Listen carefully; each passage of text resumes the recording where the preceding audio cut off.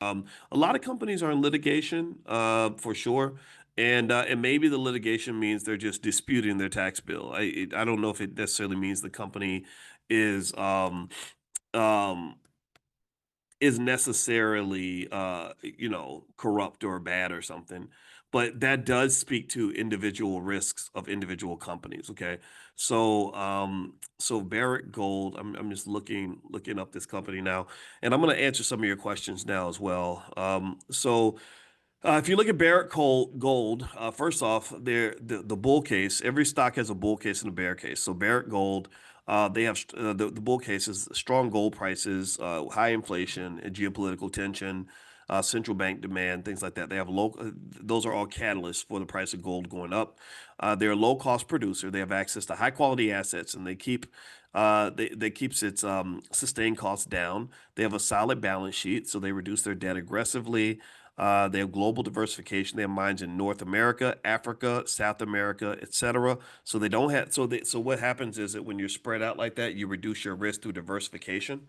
So they have what is referred to as country risk. Like you have a risk that some country is going to be taken over by a new regime and they're going to just take away your mine or something like that. Well, they reduce the country risk by investing in multiple countries.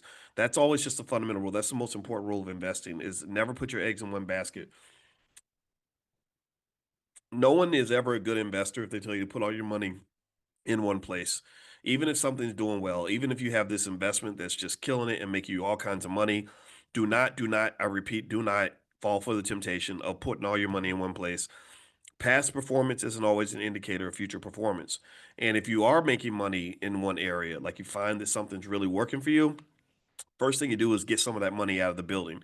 Take some of those chips off the table, so to speak. That's like the poker terminology. If you're really ahead in poker, you take some chips off the table so that you don't walk away with nothing. So you can't lose everything. Everything is not exposed. So they minimize their country risk by spreading out to different countries. Apparently, they have a steady dividend, which is great. Now, the bear case is that there's a lot of operational risk in gold mining projects. There's delays, increased costs, things like that, political issues. Gold prices have high volatility. So if inflation doesn't go up, then the Fed keeps interest rates high, then gold prices can actually go down. But there's evidence to say the Fed is going to reduce interest rates at some point, and inflation is going to be a factor because tariffs drive inflation. So the purchase of gold or gold mining stocks could prepare you for that. Also, rising costs just around the world that keeps going up. Limited growth. A gold stock or gold mining stock is not typically going to um, it's not typically going to make you rich. But then again, maybe I'm wrong about some companies. Like if I pull up Barrick, I'm going to look at their chart and just kind of show you what to expect in terms of volatility, um, and stuff like that. So you can just kind of see what you're looking at here with this company.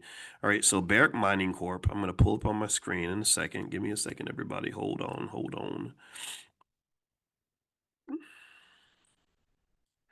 All right, so here.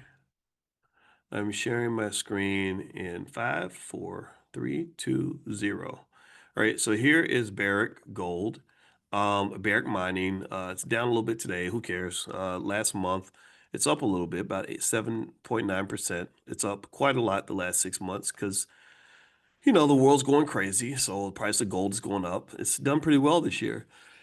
21% last year. That's nice. But if you've held it for 5 years, look at that. Negative, right?